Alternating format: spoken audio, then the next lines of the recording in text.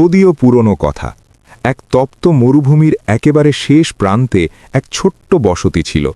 এই বসতির একটা পুরনো কাঁচা ঘরে হাজি ইব্রাহিম নামের এক বৃদ্ধ কৃষক থাকতেন। হাজি ইব্রাহিমের বয়স ৬০ বছরের ওপরে হয়ে গিয়েছিল। মুখে সময়ের রেখা গভীর হয়ে গিয়েছিল, আর দাড়ি বরফের মতো সাদা হয়ে গিয়েছিল। এই বৃদ্ধ কৃষকের দুজন সঙ্গী ছিল, যারা তার জীবনের চিহ্ন এবং ঘরের স্তম্ভের মতো ছিল। একজন ছিল কাহার, যে এক অত্যন্ত শক্তিশালী এবং কঠোর মেজাজের বলদ ছিল, আর অন্যজন ছিল সবর, যে এক সরল সাধারণ এবং সব অবস্থায় শুকরিয়া আদায় করা গাধা ছিল। কাহার তার নামের মতোই রাগের আগুন আর শরীরের লোহা ছিল, আর সবর সব সময় চুপচাপ সব বোঝা কুলে নিত। এই দুজন ছাড়া হাজি ইব্রাহিমের চাষাবাদ অসম্ভব ছিল।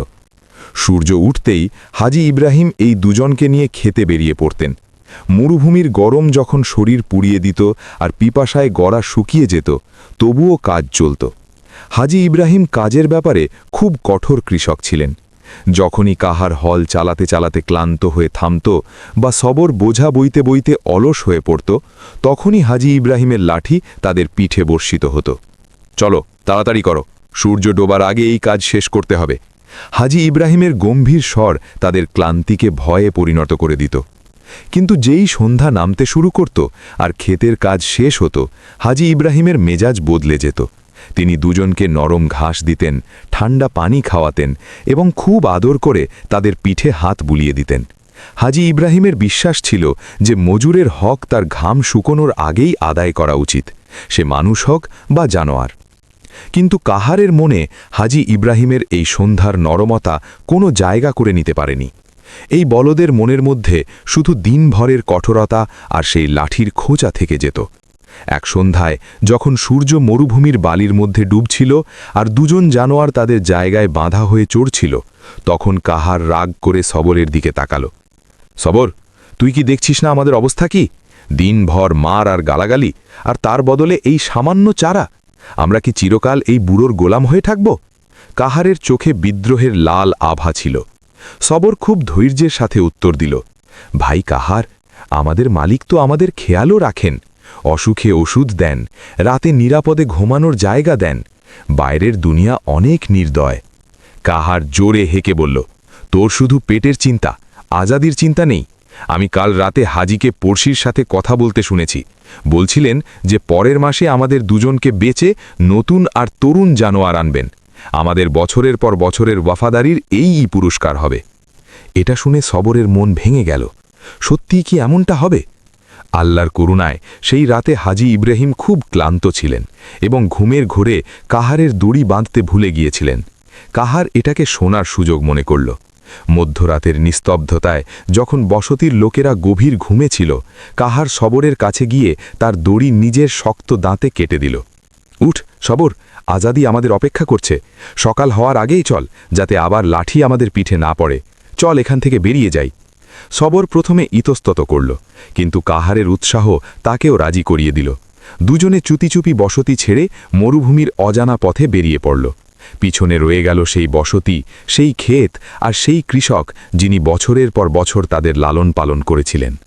বালির উঁচু উঁচু টিলার মাঝে দুজনে দৌড়াতে লাগল। শুরুতে আজাদির অনুভূতি খুব সুন্দর লাগল। ঠান্ডা হাওয়া আর চাঁদের আলো মনকে শান্তি দিল। কিন্তু যেই সকাল হতে লাগল আর সূর্য তার তাপ দেখাতে শুরু করল, তখন বাস্তবতা সামনে এলো। প্রথম দিন কাটল, তারপর দ্বিতীয় দিন। পিপাসায় গলায় কাঁটা দিঁধতে লাগল, আর ক্ষুধায় পেটে আগুন জ্বলতে লাগল। চারিদিকে শুধু বালি আর বালি, না কোথাও একটা ঘাসের ডগা, না এক ফোঁটা পানি। সবর ক্লান্ত হয়ে বলল, ভাই কাহার, আমরা তো আজাদি পেয়ে গেছি, কিন্তু এখন বেঁচে থাকব কিভাবে? এখানে তো মৃত্যু নাচছে। কাহার তখনও তার জেদে অটল ছিল, কিন্তু তার সাহসও ফুরিয়ে আসছিল। ঠিক তখনই দূরে তাদের কয়েকটা খেজুর গাছ চোখে পড়ল। পানির আশায় দুজনে বাকি শক্তি জড়ো করে সেই দিকে দৌড়াল। সেখানে একটা ছোট্ট নখলিস্তান ছিল আর একটা পুরনো কুঁয়ো। কুঁয়োর কাছে এক বৃদ্ধ ফকির বসেছিলেন, যার মুখ নূরে ঝকঝক করছিল। দুজনে কুঁয়ো পর্যন্ত পৌঁছাল, কিন্তু পানি তোলার কোনো উপায় ছিল না। তখন ফকির নিজের লাঠি মাটিতে মারলেন আর কুঁয়োর পানি নিজে থেকেই উপরে উঠে এলো। দুজনে পেট ভরে পানি খেল।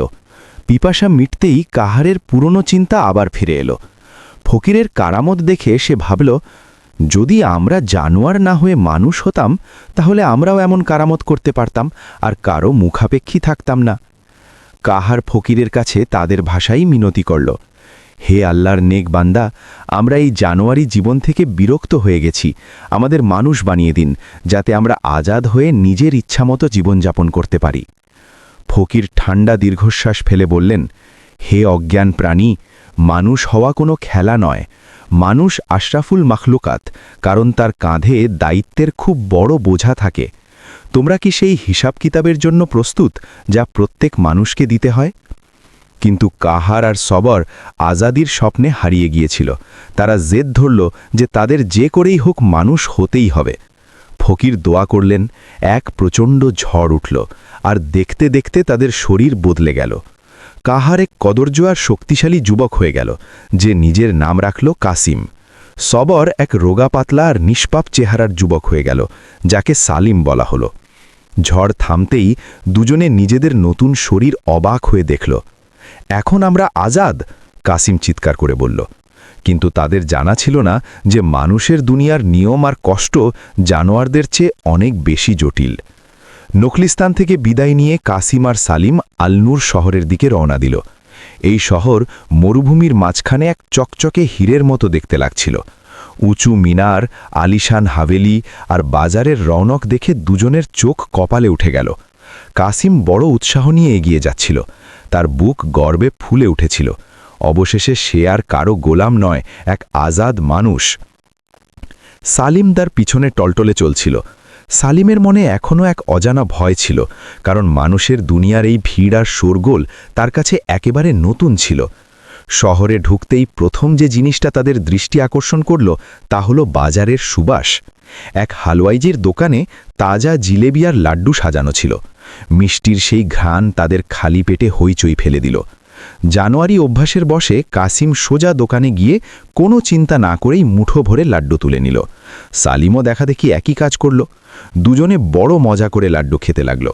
হালুয়াই যখন এই দৃশ্য দেখল, তার মুখ রাগে লাল হয়ে গেল। ওরে চোরের দল, এটা কি অসভ্যতা! টাকা বের করো, নইলে খারাপ অবস্থা হবে। হালুয়াইয়ের চিৎকার শুনে আশেপাশের লোকজন জড়ো হয়ে গেল। কাসিম হতবাক হয়ে গেল। তার মনে হয়েছিল আজাদ হওয়ার মানে যা ইচ্ছা তাই তুলে নেওয়া। সে রেগে হালুয়াইকে ধাক্কা দিয়ে বলল, হট পিছনে, আমাদের ক্ষুধা লেগেছে তাই খেয়ে নিয়েছি। কিন্তু মানুষের দুনিয়া জঙ্গল ছিল না। হালুয়াইয়ের চাকররা লাঠি তুলে নিল। কাসিম লড়াই করার চেষ্টা করল, কিন্তু শীঘ্রই বুঝল তার মানুষের শরীরটা তার আগের বলদের মতো শক্তিশালী নয়।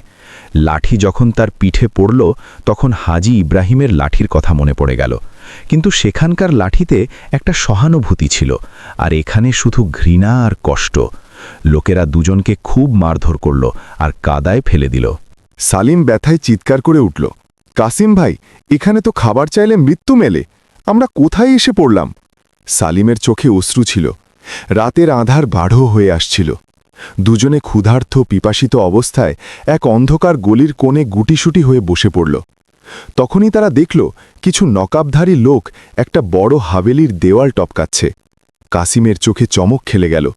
তার মনে হল এরাও আজাদ এবং নিজের ইচ্ছামতো কাজ করছে। দুজনেও চুপচাপ তাদের পিছনে চলল। এটা ছিল শহরের বিখ্যাত ডাকাত শের খাঁ আর তার দল।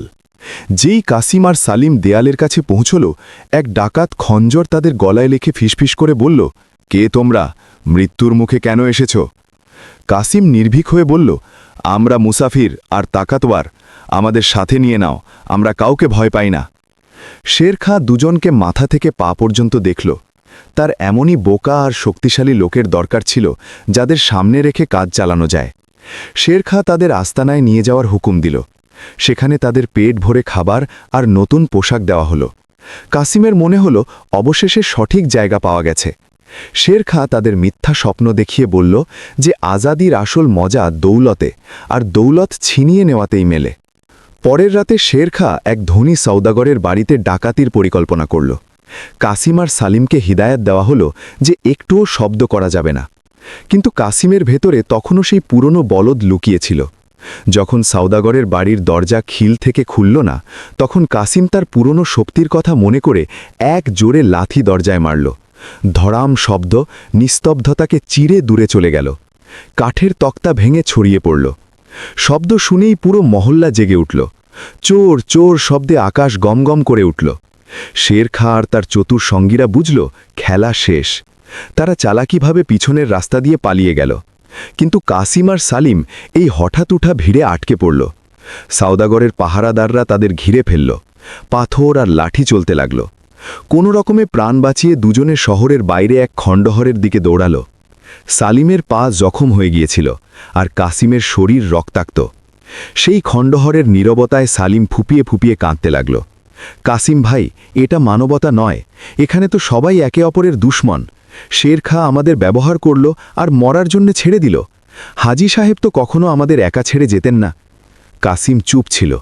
তার চোখের সামনে হাজী ইব্রাহিমের সেই মুখ ভেসে উঠছিল, যখন সন্ধ্যায় বড় যত্ন করে তাদের মালিশ করতেন।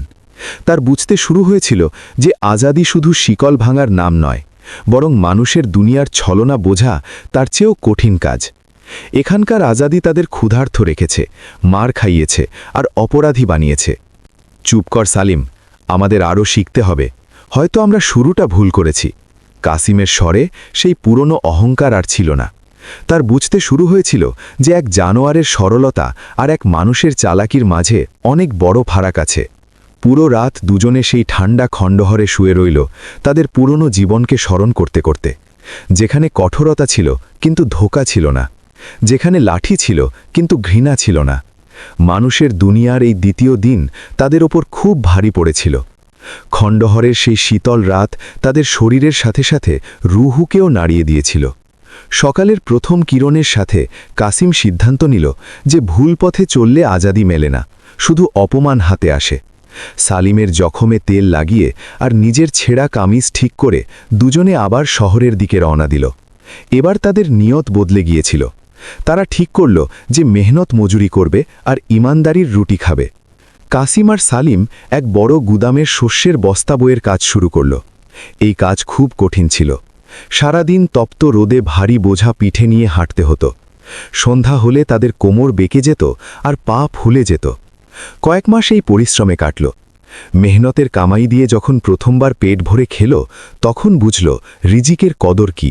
ধীরে ধীরে তারা কিছু টাকা জমালো আর শহরের বাইরের এলাকায় একটা ছোট ক্ষেত ভাড়া নিল।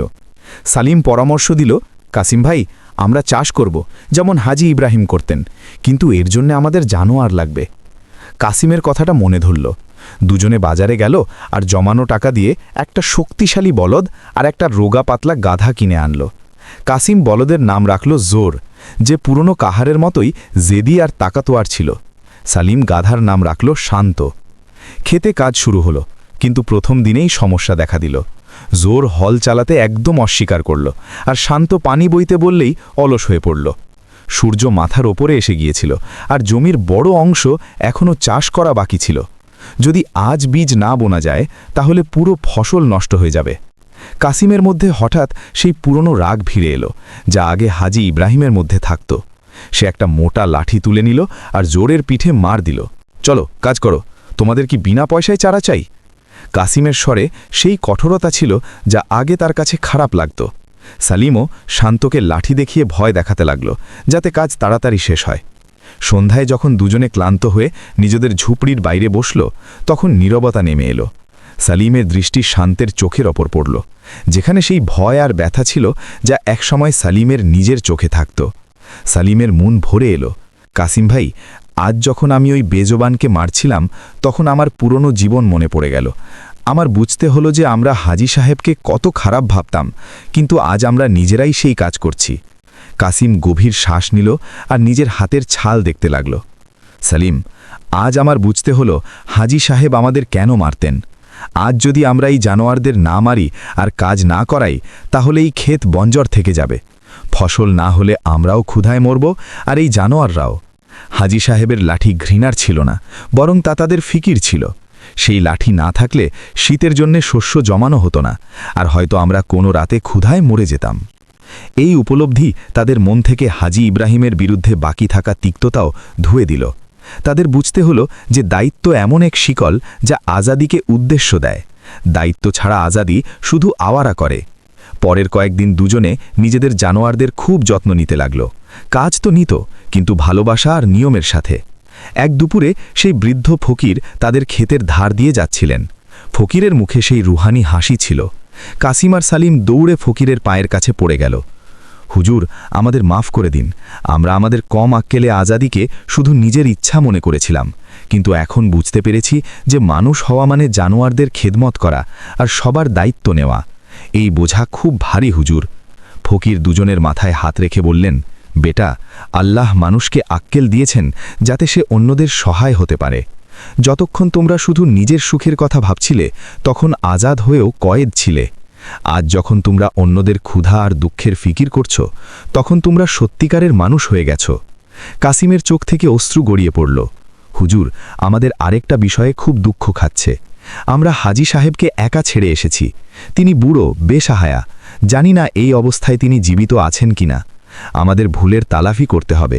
সালিম তড়পে বলল, হুজুর, আমাদের আবার সেই বানিয়ে দিন যা আমরা ছিলাম। আমরা মানুষ হয়ে এখানে অয়িশ করতে চাই না। আমরা হাজী সাহেবের কাছে ফিরে যেতে চাই, তার খেদমত করতে চাই। আমাদের বুঝতে হয়েছে যে ওয়াফাদারি সবচেয়ে বড় ইবাদত। ফকির তাদের চোখে তওবার আগুন দেখে মুচকি হাসলেন। তোমরা কি সত্যিই আবার সেই জানোয়ার হতে চাও, যেখানে আবার লাঠি হবে, কাজ হবে, আর কোনো জবান থাকবে না নিজের কথা বলার জন্যে? কাসিম আর সালিম একসাথে মাথা নত করল। জি হুজুর, সেই খামোশ ওয়াফাদারিতে যে সুকুন আছে তাই চালাক মানুষের দুনিয়ায় নেই। ফকির আকাশের দিকে হাত তুললেন। একটা হালকা ঠান্ডা হাওয়া বইল আর চারদিকে নূর ছড়িয়ে পড়ল। কাসিম আর সালিমের চোখের সামনে তাদের পুরো জীবন এক সিনেমার মতো ঘুরে গেল। হাজী ইব্রাহিমের ভালোবাসা, সেই কঠোরতা, সেই মরুভূমির নাখলিস্তান, আর তারপরেই মানুষের দুনিয়ার তিক্ত শিক্ষা। ফকিরের দুয়ার সাথে একটা ঠান্ডা ও পরম শান্তিময় হাওয়া বইল। নূরের একটা বৃত্ত তৈরি হলো, যা কাসিম আর সালিমকে কোলে তুলে নিল। পলকের মধ্যে মানুষের পোশাক অদৃশ্য হয়ে গেল। হাত পা আবার খুঁড়ে পরিণত হলো, আর কদ ছোট হয়ে গেল। যখন ধুলোর ঝড় থামল, তখন সেখানে কোনো মানুষ ছিল না, বরং সেই পুরনো শক্তিশালী বলদ কাহার আর সরল সাধারণ গাধা সবর দাঁড়িয়েছিল। এবার তাদের চোখে কোনো বিদ্রোহ ছিল না, বরং নিজের মাটি আর মালিকের দিকে ফিরে যাবার এক তড়প ছিল। শহর আর তপ্ত বালি এখন আর তাদের ভয় দেখাত না। দুজনে দ্রুত পায়ে সেই বস্তির দিকে চলতে লাগল, যেখান থেকে পালিয়ে তারা আজাদির খোঁজ করেছিল। পথে কাহার শুধু এটাই ভাবছিল যে যাকে সে আজাদি মনে করেছিল তা ছিল শুধু এক ছলনা। আসল আজাদি তো সেই জাতের খেদমতে যে তোমাকে মহব্বত করে। যখন দুজনে তাদের চেনা বস্তির কাছে পৌঁছালো, তখন দৃশ্য দেখে তাদের কলিজা মুখে এসে গেল। দূর থেকেই দেখা যাচ্ছিল যে হাজী ইব্রাহিমের ক্ষেত, যা একসময় সবুজ শ্যামল ছিল, এখন একেবারে বঞ্জর আর উজাড়। খেজুর গাছগুলো শুকিয়ে ঠুট হয়ে গিয়েছিল। হাজির সেই ঝুপড়ি, যার ছাদ একসময় মজবুত ছিল, এখন একদিক থেকে ধসে পড়েছিল। চারদিকে নীরবতা আর মায়ুসির ছায়া। কাহার আর সবর দৌড়ে ঝুপড়ির সাহনে পৌঁছাল। সেখানে খাটিয়ায় হাজী ইব্রাহিম শুয়েছিলেন। এই বৃদ্ধের শরীর শুকিয়ে কাঁটা হয়ে গিয়েছিল। দাড়ি আরও বেশি সাদা আর ছড়ানো ছিল। চোখের চারপাশে গভীর গর্ত পড়ে গিয়েছিল। কাছে একটা মাটির পেয়ালা শুকনো পড়েছিল। মনে হচ্ছিল অনেক দিন ধরে এই ঘরে চুলা জ্বলেনি। তখনই পাশের এক মহিলা সেখান দিয়ে যাচ্ছিলেন। তিনি এই দুই জানোয়ারকে দেখে থমকে দাঁড়ালেন। আরে, এ তো হাজির সেই হারিয়ে যাওয়া জানোয়ার। এরা কোথা থেকে এলো? মহিলার কথা শুনে আরও কিছু লোক জড়ো হয়ে গেল। এক বৃদ্ধ প্রতিবেশী ঠান্ডা দীর্ঘশ্বাস ফেলে বললেন, বেচারা হাজি যেদিন থেকে এই জানোয়ার পালিয়েছে সেদিন থেকে তার মন ভেঙে গেছে। বলতেন, কাহার আর সবর শুধু জানোয়ার নয়, আমার ছেলের মতো ছিল। হয়তো আমি তাদের ওপর বেশি কঠোরতা করেছি, তাই আল্লাহ তাদের আমার কাছ থেকে কেড়ে নিয়েছেন। হাজি তো খেতে যাওয়াই ছেড়ে দিয়েছেন। ঘম আর তনহাই তাকে বিছানায় শায়িত করেছে। এই কথাগুলো শুনে কাহার আর সবরের চোখ থেকে অনিয়ন্ত্রিত অশ্রু বয়ে পড়ল। কাহার আস্তে করে নিজের মাথা খাটিয়ার কাছে নিয়ে হাজির ঝুলন্ত হাতের ওপর রাখল। সবর হাজির পায়ে নরম নাক দিয়ে আদর করল। হাজী ইব্রাহিম ধীরে ধীরে ভারী পলক তুললেন। তার মনে হল হয়তো মৃত্যুর আগে কোনো স্বপ্ন দেখছেন। যখন তিনি কাপা হাতে কাহারের শিং আর সবরের কান ছুলেন, তখন তার রুহ যেন তরতাজা হয়ে উঠল। কাহার, সবর, কি সত্যিই তোমরা ফিরে এসেছ? হাজির কণ্ঠ ভারী আর অশ্রুতে ডোবা ছিল। হাজি ইব্রাহিম উঠে বসলেন। তিনি 2 জানোয়ারকে জড়িয়ে ধরলেন। আমাকে মাফ করে দাও আমার বাচ্চারা, আমি তোমাদের ওপর লাঠি তুলেছি, তোমাদের বাজে কথা বলেছি। আমার মনে হয়েছিল তোমরা আমার কঠোরতার জন্য চলে গেছো। এখন আমি আর কখনো তোমাদের মারব না। ক্ষেত বঞ্জর থাকুক, আমরা ক্ষুধায় মরি, কিন্তু আমি আর তোমাদের নিজের থেকে দূর করব না। কাহার নিজের মাথা হাজির বুকে রেখে দিল, যেন বলছে, ভুল আমাদের ছিল মালিক, আমরা দায়িত্বের বোঝা বুঝতে পারিনি। সেই দিন থেকে বস্তিতে যেন খুশির ঢেউ বয়ে গেল। হাজি ইব্রাহিমের স্বাস্থ্য দ্রুত সুস্থ হয়ে উঠতে লাগল। যখন মালিক আর ওয়াফাদার সঙ্গী এক হয়ে গেল, তখন কুদরত মেহেরবান হয়ে গেল। সেই রাত থেকে শহরায় এমন বৃষ্টি হল যা বছরের পর বছর হয়নি। শুকনো জমি পেট ভরে পানি পান করল। পরের সকালে হাজি ইব্রাহিম হল তুললেন। কাহার নিজে এগিয়ে এসে নিজের গলা জোয়ালে ঠুকিয়ে দিল। সবর নিজে পিঠে মশক বসিয়ে নিল। এখন হাজির লাঠি তোলার দরকার পড়ত না। হাজি শুধু এক ইশারা করতেন, আর এই দুজন প্রাণ দিয়ে কাজ করতে প্রস্তুত থাকত।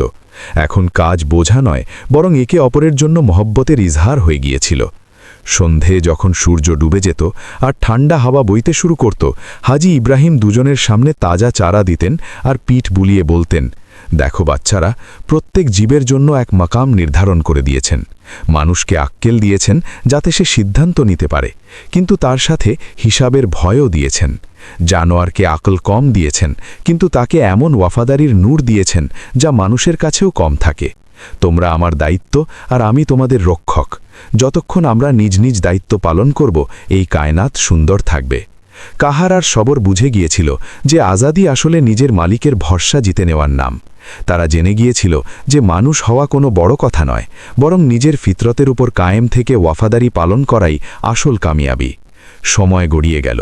হাজি ইব্রাহিমের ক্ষেত সেই এলাকার সবচেয়ে সবুজ শ্যামল ক্ষেত হয়ে উঠল।